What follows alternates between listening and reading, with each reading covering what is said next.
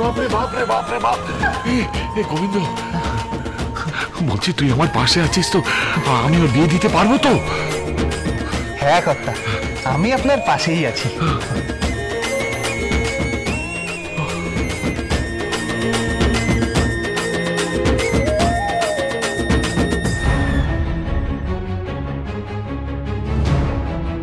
পাশে কেন কর্তা, চান্স পেলে আমি আপনার ঘরেও আসতে পারি।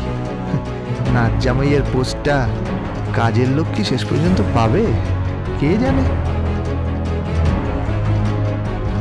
ও কি বিড়বিড় করছে? হ্যাঁ দাদু, ও কি বিড়বিড় করছে? ওরে বাপরে বাপ! আমি তোকে একটাও পয়সা দেবো না। আমি তোমার ক্রেডিট কার্ডের বিল ভরবো না, ডিস্কের বিল ভরবো না। আর তুমি যদি বিয়ে না করো, আমি স্বয়ম্বর সভার ব্যবস্থা করবো। ইয়েস, স্বয়ম্বর সভা। স্বয়ম্বর সভা পরে হবে বড় বাবা, সামনে অক্ষয় তৃতীয়া, কীর্তন হবে না? আবার কীর্তন? হ্যাঁ, আমার কীর্তন হবে, গান হবে, হইচই হবে। এইবার কীর্তন আমি করব, বিখ্যাত কীর্তনিয়া লীলা দেবী। বাবা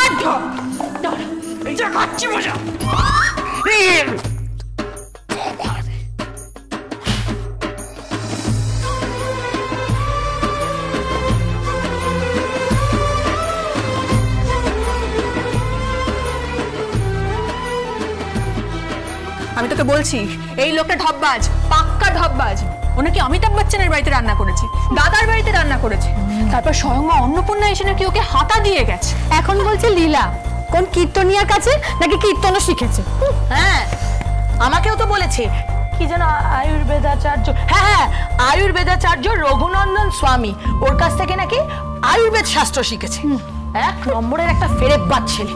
না না না না, ওকে বাড়িতে রাখা যাবেই না, ওকে তাড়িয়ে দাও, তাড়িয়ে দাও, খুব রিস্কি হয়ে যাবে। আর তাছাড়া কাগজে বিজ্ঞাপন দেখে তো এসছে, অথচ কোনো আধার কার্ড দেয়নি, ভোটার আইডি কার্ড দেয়নি, কোনো পরিচয়পত্র দেয়নি। ওকে তো কাজে রাখাই যাবে না।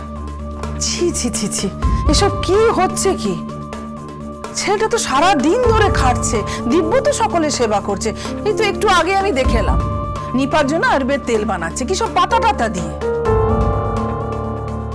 ও তো সকলের জন্য করছে, বড় বাবা সেবা করছে, আমাদের সকলের সেবা করছে, বল?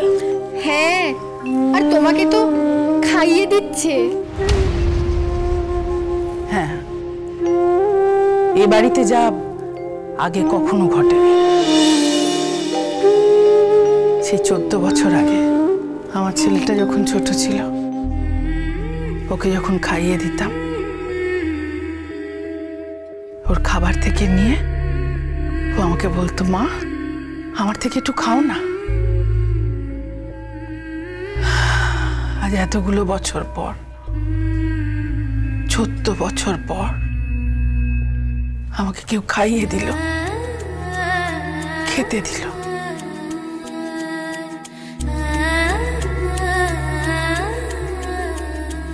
তুমি না বড্ড সেন্টিমেন্টাল হয়ে পড়ো।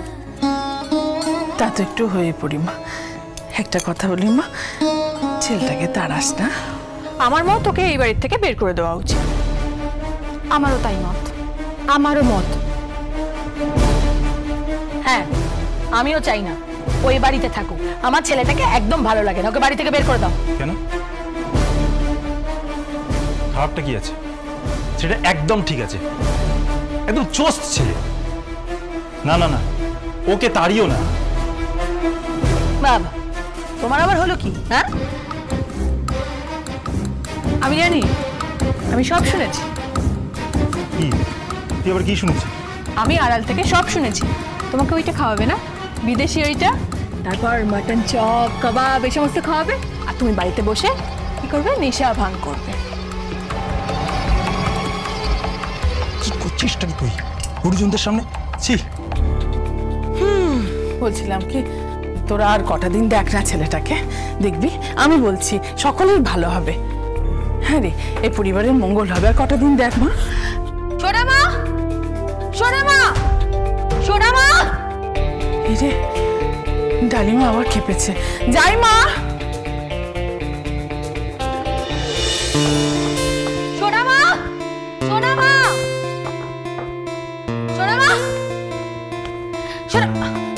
ডালিমা চেঁচামেচি কেন করছো? এই বাড়িতে কীর্তন যেন না হয়। অক্ষয় তৃতীয়ার দিন যদি এ বাড়িতে আবার কীর্তন হয় আমি কিন্তু ধুন্দুমার লাগিয়ে দেবো। কিন্তু দাদু যে কীর্তন ভালোবাসে না। না, কীর্তন হবে না। আমার পুজো আচ্ছা ভালো লাগে না, সব ব্যাপারে বাড়াবাড়ি, অতিভক্তি চড়ার লক্ষ্য। আর হ্যাঁ, গোবিন্দকে বলে দিও ও যেন আমার সামনে না আসে। চিটারও একটা, চিটার বলে রাখলাম। আসবো ডালি দিদিমণি। ব্যাস, এসে গেছে। দাঁতের দোকান খুলে দাঁতকে দিয়ে এসে গেছে। তা গোবিন্দবাবু বলুন, আপনি কি বলতে এসেছেন? বলছিলাম আজ দ্বীপ প্রহরে হ্যাঁ, আজ দ্বীপ প্রহরে আপনি কি ভক্ষণ করিবেন? বাতাকু না অলাবু? দেখেছো দেখেছো সোনামা, ও আবার আমাকে টিচ করছে, ও আবার আমাকে ভুল করছে। না না, আমি তো সাধু ভাষায় কথা বলছিলাম। কেন এখন কি তুমি এই ভাষাতেই কথা বলবে? আগে আপনি বলিলে আমি তাহাও বলিব। বাবা আর থাপ্পড় বলে দিলাম। কেন মারবেন কেন? সাধু ভাষা টাধু ভাষা আমি কিছু বুঝি না। আসলে মাঝে মাঝে অভ্যাস রাখতে হয়। আমি যখন সংস্কৃতের বিখ্যাত পণ্ডিত আচার্য। আবার সংস্কৃত পণ্ডিত? এই আমাকে একদম সংস্কৃত দেখাবে না। সারা জীবন আমি অনেক অপসংস্কৃত শুনেছি। দিদিমণি, ওটাকে অপসংস্কৃত বলে না, অপসংস্কৃতি বলে। সংস্কৃত হচ্ছে ভাষা, আর সংস্কৃতি মানে হলো কালচার। আপনি যেটা জানেন সেটাকে বলে অপসংস্কৃতি, যেটা আপনি করেন সেটাকে অপসংস্কৃতি বলে। কি করি আমি, কি করি?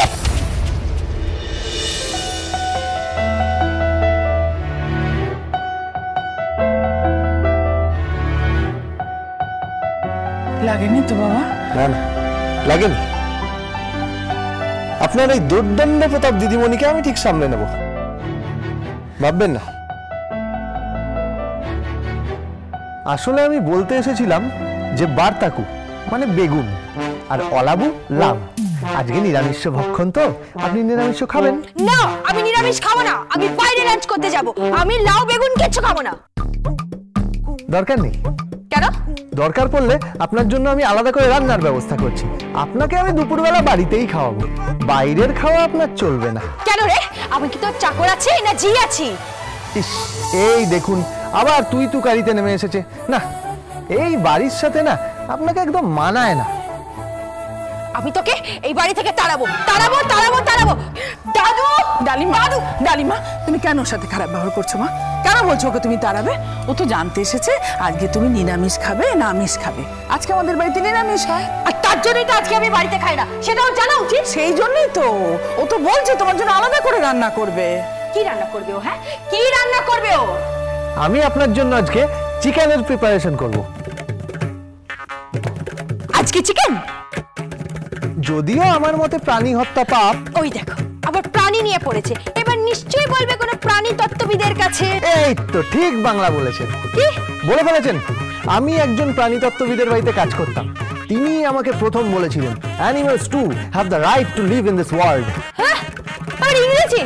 এই তুমি ইংরেজি বলছো? এই তুমি কে? হ্যাঁ, কে তুমি? ওই যে বললাম, গো বিন গো। রান্না করা, বাসন মাজা, কাপড় কাচা, কুটনো করা, জুতো সেলাই, চণ্ডীপাঠ সব করতে পারি। নামটা মনে রাখবেন, প্রোপাইটার মা মনসা সার্ভিস সেন্টার।